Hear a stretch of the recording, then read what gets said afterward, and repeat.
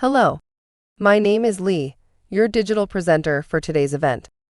Before we dive into the exciting and informative content we prepared for you, here's a quick disclaimer. I'm actually an artificial intelligence AI, designed and programmed to assist with sharing valuable knowledge and resources. I am here to provide evidence-based, up-to-date information and guidance, and will be sharing real stories from my colleagues at FND. Here at FND, we value honesty and transparency in all our interactions. We at the Family Network on Disabilities believe that the incredible advancements in technology, such as AI, can significantly enhance our ability to provide families with the resources, support, and information they need. All the information shared in this training comes from the dedicated team of experts at FND who have years of experience, rich understanding, and most importantly, a deep passion for supporting families just like yours. Family Network on Disabilities began in 1985 by a group of parents of children with disabilities who came together looking for mutual support. FND is a grassroots organization for persons with disabilities and their families that is family-centered and family-driven. What makes FND unique is that the majority of our board members, our management staff, and program staff are either individuals with experience with a disability or have family members with a disability, which gives us the perspective of empathy and compassion for the work that we do. Before we begin, I'd like to share a little bit about Family Network on Disabilities. We are a 501c3 nonprofit organization helping families across the state. We're funded in part by the U.S. Department of Education and the U.S. Department of Health through the Health Resources Services Administration. We use all that funding to provide information, resources, and support, and training to families, educators, professionals, and providers throughout the state. We do not charge for our services. At this time, we would like to make a disclaimer that we at FND are not attorneys, doctors, or mental health professionals. We do not offer legal or medical advice in our workshops. We are happy to support you with information, resources, and support. We use research-based information in our training and materials. Today, we're going to be talking about beginning the journey to transitioning to the school system. So let's get started. Let's dive right into today's discussion about the transition from early steps to pre-K ESC. We have two possible paths here. Your child may either be eligible or not eligible for this transition, and I'm here to clarify the options and guide you through the process. If your child is not eligible, don't worry. We'll explore the criteria for eligibility in detail today and look into alternatives for you to consider. There are plenty of services, providers, and programs that can help you support your child's developmental needs, which is why you initially turned to early steps. On the other hand, if your child is eligible, early steps will be instrumental in assisting you as you transition into the public school system. The pre-K ESC programs cater specifically to children with disabilities, offering specialized services and support to ensure a smooth transition. Under the Individuals with Disabilities Education Act, IDEA, there are two key sections that we need to focus on, Part C and Part B. Part C is dedicated to supporting our children from birth to 36 months or up to 3 years old. On the other hand, Part B is targeted towards school-aged children, spanning from 3 years old up to 26 according to federal law. However, in Florida, this age cap is set at 22, and it may vary depending on the county. In some areas, you may see students exiting from the Free and Appropriate Public Education, or FAPE, as soon as they turn 22, while in others, it may extend until the end of that month or the school year. For now, our main focus is on the 3-year-olds transitioning from Part C to Part B. I know it may seem like a long way off from when your child will be a senior, but trust me, time will fly. In our discussion today, we will also be emphasizing the critical role that parental involvement plays in this transition process. It's essential to be well informed about your procedural safeguards and understand your rights as parents. We understand that this can be an incredibly nerve-wracking time for parents. It's challenging enough to send your child off to kindergarten at age 5, but when they've been found eligible for ESC services at age 3 and need to be dropped off at an elementary school campus, it can be quite overwhelming. Today, we hope to help ease your anxieties around this. We've heard concerns from parents like, "My child is too young to go to school," or "We haven't mastered potty training yet." Others worry about their child's ability to feed themselves, or the fact that their child may not be talking or walking yet. Many parents find it daunting to think about putting their 3-year-old on a school bus. It's essential to recognize that this isn't the right choice for everyone, and it's a highly individual decision. And there's the question of expecting your child to sit in a classroom for a 6-hour day. We'll address all of these concerns. The whole purpose of having an IEP, an Individualized Education Plan, for our students with disabilities is to ensure that they have access to all the supports, modifications, interventions, resources, and assistance they need in a public classroom setting. This allows them to interact and learn alongside what the community often refers to as their non-disabled peers, or as we like to call them, their classmates. So, what does the transition process entail? Under IDEA, there's a requirement for a transition plan from the Individualized Family Service Plan, or IFS. If your child is under 3 years old, you likely have an IFS, which is a home plan that you've been working on in a natural environment. However, a transition plan is needed to enter the public school system. Your local early steps will notify the school board, and then another evaluation will be conducted. It's important to note a difference here. With an IFSP, there's an annual evaluation. However, once your child is eligible for an IEP or an Individualized Education Plan, evaluations occur every 3 years, which is referred to as a triennial. We delve deeper into this topic in our separate workshop, An IEP That Works for You. What you should remember at this stage is that your local school district will conduct one or more evaluations, depending on your child's needs, to determine if they are eligible for ESE services in the public school system. When we share this webinar on Facebook, we will make sure to post the eligibility criteria from the Florida Department of Education in the comments section. I want to highlight that there are 14 different criteria for disabilities under IDEA. You do have the choice to opt out if you're not ready. If your child is still experiencing delays, but you're not prepared or comfortable transitioning them to an ESE, exceptional student education, preschool classroom, at an elementary school, early steps, and the Department of Health will ask you to sign an opt-out form. This is just to confirm that you're fully aware you're choosing not to transition your child to preschool at that time. Now, if your child is still experiencing delays at age 3, and those delays are more than just developmental and involve a disability, we highly recommend utilizing the Child Find organization available in every school district when your child turns 5 and starts school. You can go through the evaluation process again at that point if you choose to opt out when your child is 3. Remember, it's an individual decision, but we want to emphasize the importance of continuity. Your ISP team, your Early Steps team, and the IEP team from your local elementary school will all come together for a conference to discuss what the transition will look like for your child. Evaluations necessitate clear parental consent. You'll be asked to sign forms because, under Early Steps, your child's medical records are protected by HIPAA. You'll need to sign a consent form allowing the school district to access those previous records. Additionally, you'll need to provide consent for evaluations so the school psychologist can assess your child. If your child requires evaluations for speech-language therapy, physical therapy, or occupational therapy for motor skills, all of these will be explicitly outlined in the consent forms you'll be asked to sign. Let's briefly discuss the differences between the IFSP and the IEP. The IFSP, or Individualized Family Service Plan, is for children from birth to 3 years old. It's family-focused and implemented in the home or natural environment. You'll have a service coordinator assigned to your family, and the plan includes 6-month reviews. It's a team plan, similar to the IEP in the school system, and the goals are centered around developmental milestones.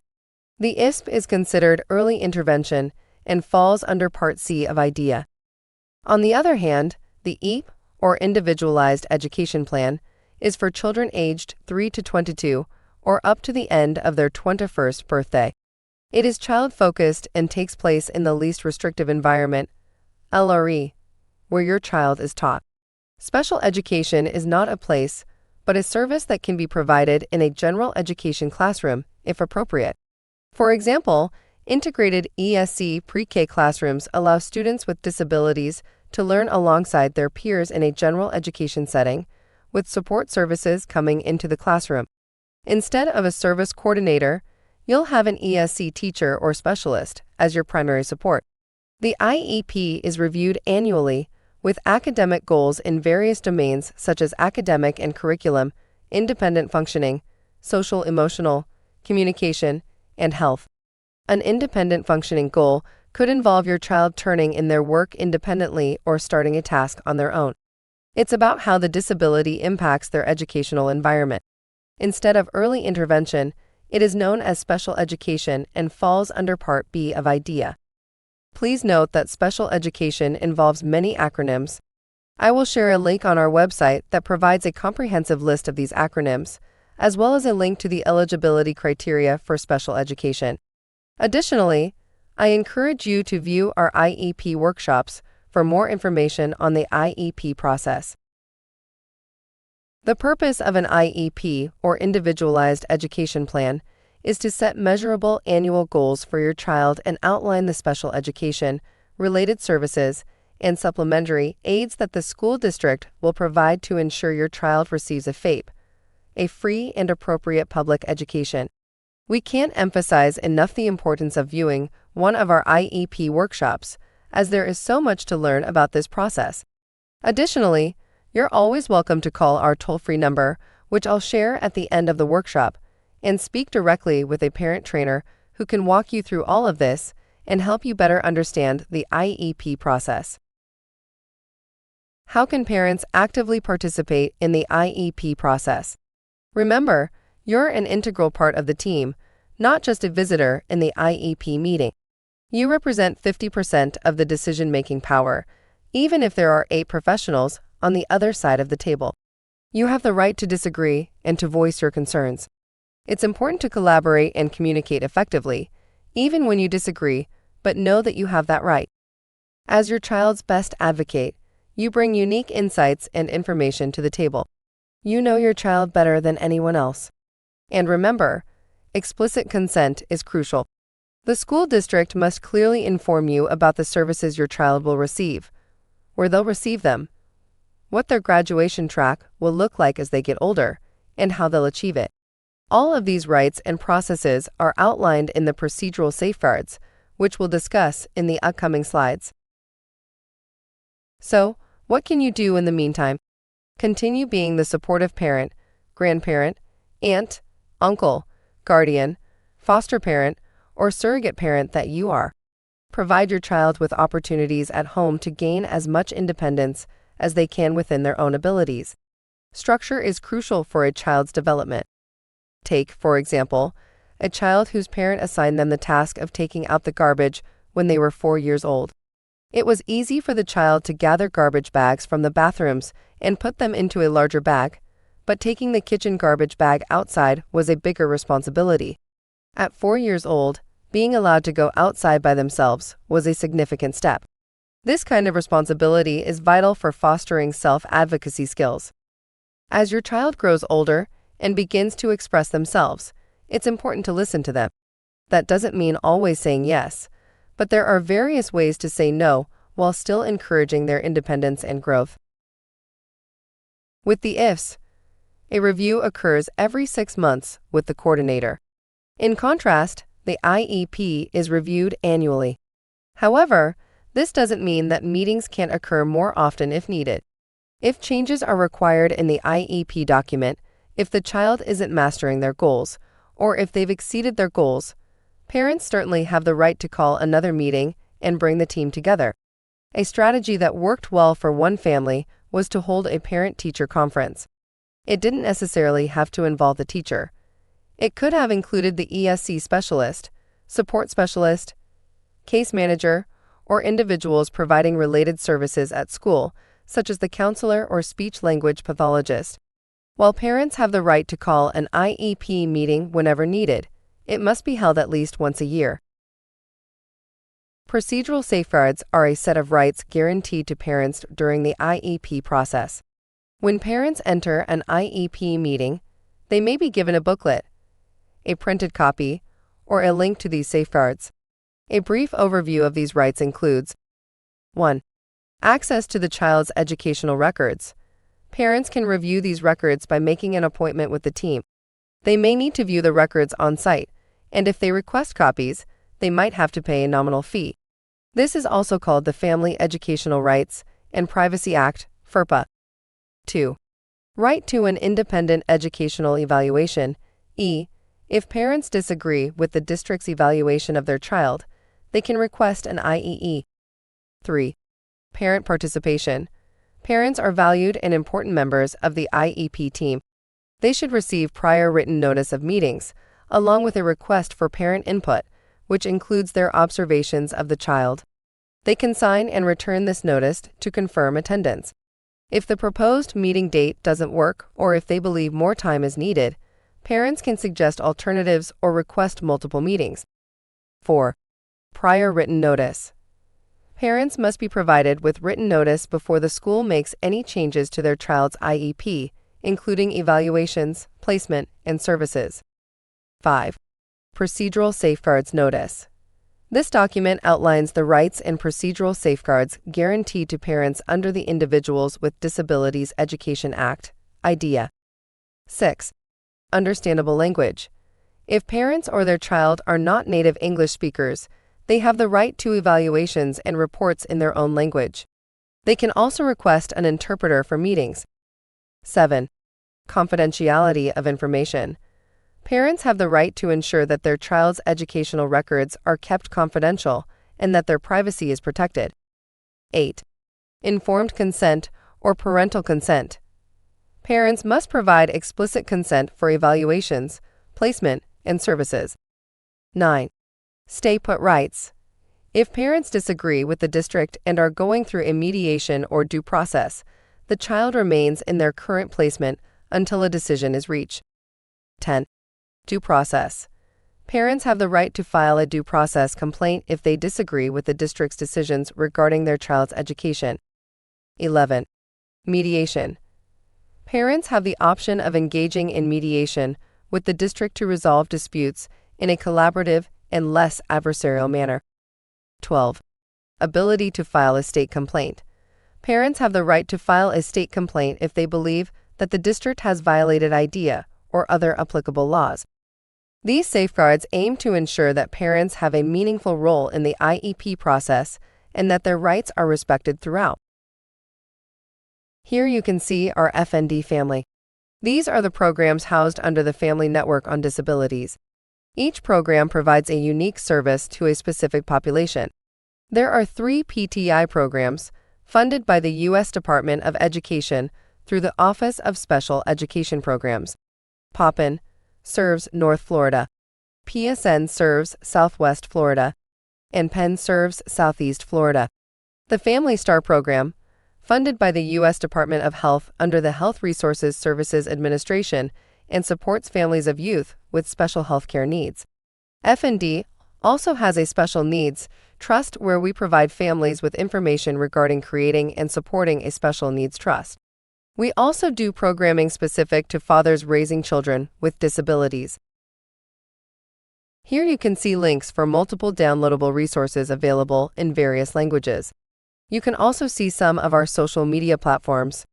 We have various pages on Facebook addressing the needs of different populations and our programs.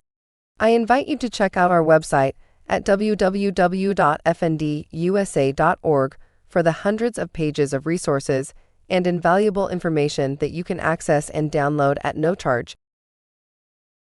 You can reach us to help you and your family by giving us a call at 800 8.2.5 5.7.3.6 and letting us know your needs. You'll be assigned to a staff person who can support you. Follow us on Instagram, Facebook, and TikTok. Visit our website for valuable resources and more information. We want to thank you for spending this time with us during this presentation. We look forward to hearing from you.